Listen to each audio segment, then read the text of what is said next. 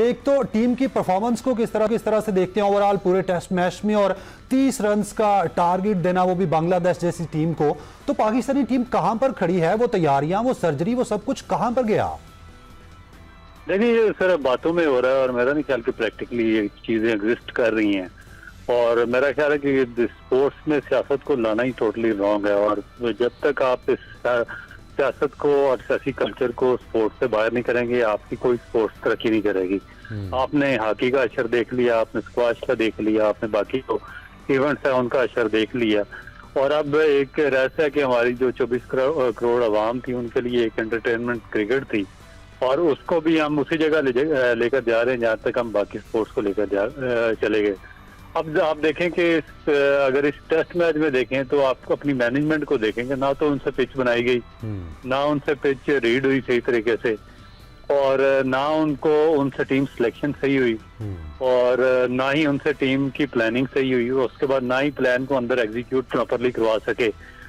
तो जब इतनी ज्यादा ब्लंडर्स होंगे, इतने ज्यादा मिस्टेक्स होंगी, तो फिर मेरा ख्याल है कि आप डिजर्व भी नहीं करते किसी भी टीम से जीतने। तो रऊफ साहब, जिस तरह आपने टेस्ट मैचेस खेले हैं, हमारे बैट्समैन की परफॉर्मेंस कहां पर थी और बॉलर्स की वो बॉडी लैंग्वेज, वो अग्रेशन नजर ही नहीं आया। तो टेस्ट मैच में इस तरह अगर रहेगा तो पाकिस्तान की टेस्ट क्रिकेट और बाकी क्रिकेट कहां पर रहेगी फिर? देखिए हम ऊपर से बातें कर रहे हैं, जब तक हम डीप रूट काज तक नहीं जाएंगे हम बड़ा मुश्किल हो जाएगा इन चीजों का हल तलाश करना। और डीप रूट तक वही लोग पहुंच सकते हैं जिन्होंने इस सिस्टम में 24, 25, 30 साल गुजारे हैं, जिनके पास विजन है, जिनके पास एजुकेशन है, जिनके पास डिग्री है, जिनके पास तजर्बा है। ये जो पंछी आप पकड़ कर ले आते हैं बाहर से, अंदर से, कोई उधर से इंग्लिश बोलने वाला ले आते हैं, कोई पाकिस्तान छोड़कर जा चुका होता है उसको वापस ले आते हैं, इनकी रूट्स ना यहाँ पर है, ना सिस्टम में है, ना ये कोई चीज ठीक कर सकते हैं। प्रॉब्लम ये है कि जो बाकी कंट्रीज है जिन्होंने अपने टेस्ट क्रिकेट को स्टेबलाइज किया, उन्होंने T20 के साथ साथ बहुत ज्यादा फोकस किया अपनी डोमेस्टिक पर और फर्स्ट क्लास क्रिकेट पे। हमने अपनी फर्स्ट क्लास क्रिकेट को कम्प्लीटली निगलेक्ट कर दिया। जिस तरह का हमारा कल्चर है कि जो लोग जॉब सीकर्स होते हैं वो पाकिस्तान क्रिकेट बोर्ड में आकर बैठ जाते हैं, वो फिर जो कॉम्पिटेंट लोग होते हैं उनका रास्ता रोक देते हैं। जिस तरीके से हमारे बाकी जो ऑफिस हैं गवर्नमेंट के वो चलते हैं, तो इस तरीके से आप पाकिस्तान क्रिकेट बोर्ड को भी फिर वो चलाना शुरू कर देते हैं। नंबर 1 तो सबसे पहले कि पाकिस्तान क्रिकेट बोर्ड में जॉब देने का सिलसिला बिल्कुल बंद किया जाए। जब तक आप परमानेंट ये जॉब देंगे तो आपका कोई सिस्टम आगे नहीं बढ़ सकता। ये आप जो हाईली प्रोफेशनल लोग हैं उनको कॉन्ट्रैक्ट देने का सिलसिला शुरू करें, उनको 1-2 महीने या 6 महीने का या 3 महीने का कॉन्ट्रैक्ट देके उनको हायर किया करें, उनको सर्विसेज ली जाएं और फिर उनको फायर कर दिया जाए। क्योंकि ये लोग जो डर्टी पॉलिटिक्स यहाँ पर करते हैं, जो 20-20, 15-15 साल से वहाँ पर बैठे हुए हैं, जो अपनी लॉबीज बनाकर वहाँ पर बैठे हुए हैं, ये एक माफिया की तरह इस सिस्टम को चला रहे हैं और माफिया की तरह हाईजैक किया हुआ है। और फिर जो नया चेयरमैन अपनी टीम लेकर आता है वो इंतहाई इनकम्पिटेंट और बोगस टीम होती है, उसका कोई विजन नहीं होता, उसकी डीप रूट्स नहीं होती, उसको सिस्टम की समझ नहीं होती, तो वो एक सडनली वो चेंजिंग वगैरह सारी शुरू कर देते हैं। उस चेंजिंग का ये इफेक्ट सिर्फ और सिर्फ क्रिकेटर्स पर पड़ता है, उसका फायदा क्रिकेट को और पाकिस्तान क्रिकेट बोर्ड को बिल्कुल भी नहीं होता। जो क्रिकेटर्स होते हैं आपके वो बहुत ज्यादा स्ट्रगल करना शुरू हो जाते हैं, फिर कुछ 6 महीने, साल या 1.5 साल के बाद वो चेयरमैन भी चला जाता है और जो उसकी पॉलिसीज, उसकी टीम की पॉलिसीज होती हैं वो ना इम्प्लीमेंट हुई होती हैं पूरे तरीके से, ना एग्जिस्ट हुई होती हैं, आधा तीतर आधा बटेर दरमियान में छोड़कर वो भाग जाते हैं और पूरा सिस्टम का बेड़ा गर्क कर जाते हैं।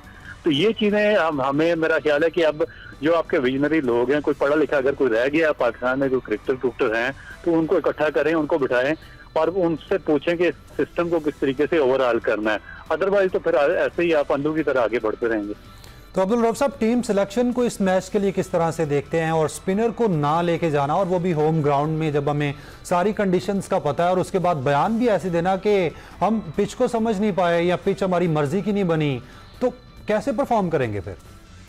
सर जब आप इलिटरेट लोगों को अपॉइंट करेंगे कोचिंग स्टाफ पे, बड़े बड़े ओहदों पे, तो फिर उनकी वो इसी तरह के बयान देंगे। इससे पहले आपने जो कोचिंग स्टाफ को अपॉइंट किया था वो मौसम का हाल बताना शुरू कर देता था, तो उनको शिकस्त का पूछते थे तो वो कहते थे वेदर का ये अल्लाह की मर्जी है, वो अंधेरा हो गया, सूरज निकल आया, रोशनी होगी। अब ये नया अपॉइंटमेंट की है, वो अजीबोगरीब किस्म के ये लोग बयान देना शुरू हो गए जी कि ये हो गया, फलाना हो गया। यानी कि इन लोगों में प्रोफेशनलिज्म बिल्कुल सिरे से है ही नहीं है।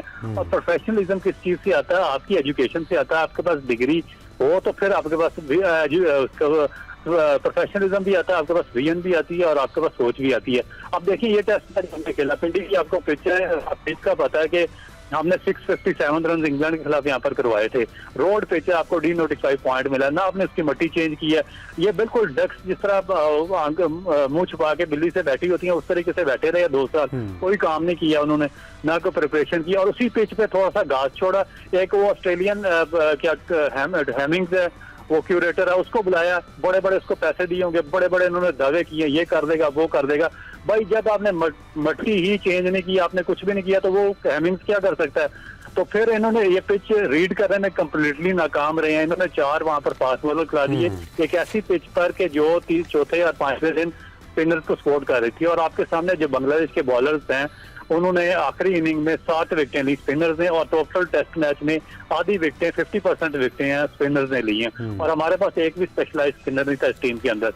तो अब्दुल रऊफ साहब, जिस तरह इब्रार हमारे पास था, इब्रार को मौका नहीं दिया गया, उस्मान कादिर आए, वो भी गायब हो गए, साजिद खान ऑस्ट्रेलिया के खिलाफ टेस्ट सीरीज में आए, वो भी गायब हो गए। तो जो प्लेयर्स आते हैं उनको, इससे कबल हमने देखा कि इब्रार को साथ लिया गया, स्क्वाड में रखा गया, T20 में भी खिलाया नहीं गया, और अब टेस्ट मैच में इन टाइम पर आकर उसे ड्रॉप कर दिया गया। तो इब्रार को ना खिलाना ये कितनी बड़ी ज्यादती है, साजिद खान को चांस ना देना?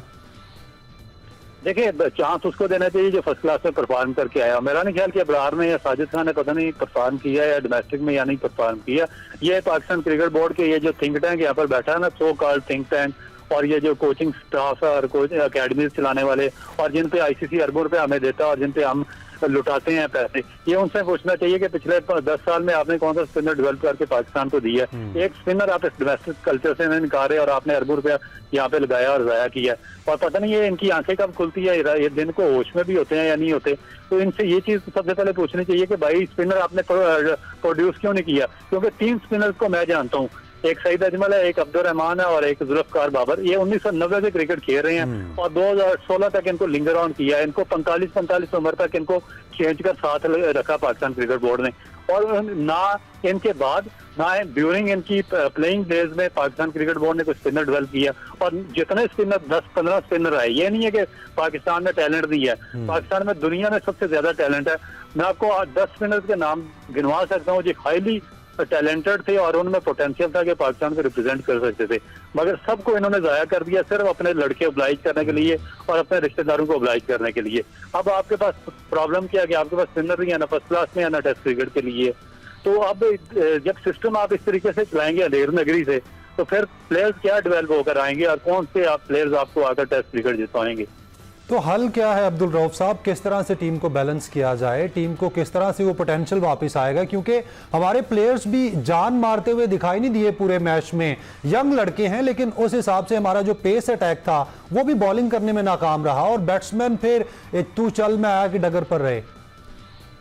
देखिए, मैं आपको एक सिंपली मिसाल लेता हूँ कि जो आपका इस टेस्ट मैच से पहले जो आखिरी टेस्ट मैच हुआ वो कहाँ पे हुआ? वो ऑस्ट्रेलिया में हुआ, ठीक है। तो ऑस्ट्रेलिया में Pakistan Sydney test last test match खेला था, उसमें आपका मीर हमजा जो मोस्ट फेवरेट बॉलर था, सबसे ज्यादा उसने विकेट ली, सबसे इंप्रेसिव बॉलिंग उसने की वहां पर, और जितने भी क्रिकेट एक्सपर्ट थे उन्होंने उसको बहुत ज्यादा उसको सराहा उसकी बॉलिंग को।